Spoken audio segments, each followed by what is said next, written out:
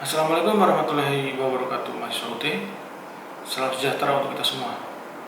Selamat datang kembali dalam kegiatan tutorial online mata kuliah ADBI 4130 pengantar ilmu administrasi niaga. Pada sesi kelima ini, materi yang akan kita bahas adalah dasar-dasar pengelolaan sumber daya manusia.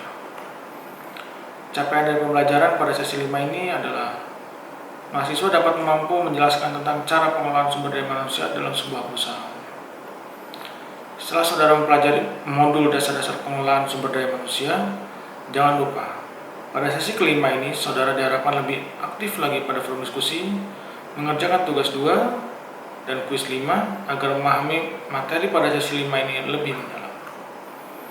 Untuk sumber informasi utama, saudara dapat membaca atau mempelajarinya pada buku materi pokok ADBI 4130 pada modul 6.